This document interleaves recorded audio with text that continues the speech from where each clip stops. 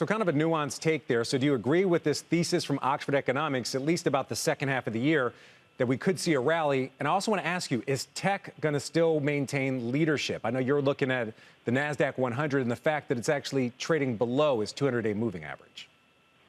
Absolutely. We've seen, obviously, many investors out there are contesting that, the NASDAQ is overvalued at this current point in time. But if you really look back into history, what you do see is at the peak of the dot-com bubble, the NASDAQ was trading well above its 200-day average. And today, it's still trading 16% its 200-day average. So I think we're at this pivotal point where earnings will be a very important deciding factor for whether we see an extension in this rally. And I think what investors are going to be really looking through in these earnings figures is if they can, continue to produce these much higher revenue numbers. What we're seeing in the pure play AI, figures for earnings this season is we're still seeing an average earnings of 9%, which is well above the average for the S&P 500.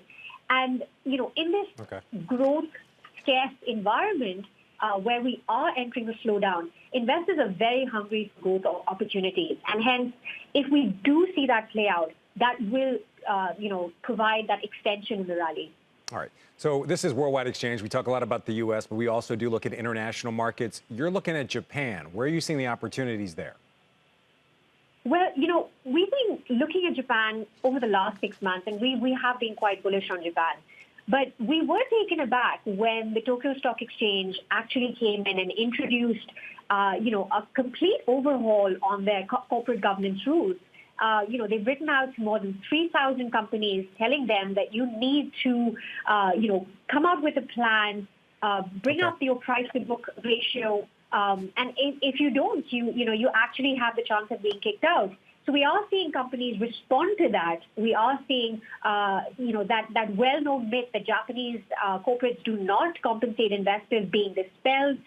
We're seeing dividend ratios rise. We're seeing overall payout ratios, while they're falling in the U.S. and Europe, they're actually increasing in Japan. And that's happened steadily over the last 6 months. Anika, one other thing I want to ask you about commodities. So we've had another guest come on in recent weeks and say we're in a commodity super cycle. We're also seeing some big weather patterns and big weather events coming up. How does that impact the commodity market, especially the agricultural commodity market? Yeah, that's a great point. We're currently likely to experience an El Nino weather cycle, and this is likely to follow after 3 years of a La Nina cycle.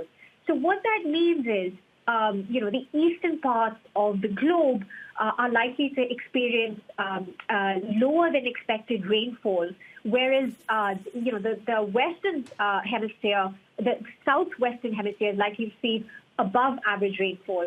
So what that essentially tells you is you're likely to see drier conditions in the U.S., which we're seeing right now, which tends to be quite price positive for grains such as soybean, corn, and wheat. Yet at the same time, in countries like India, you're likely to see less rainfall, and that could exert pressure on soft commodity prices.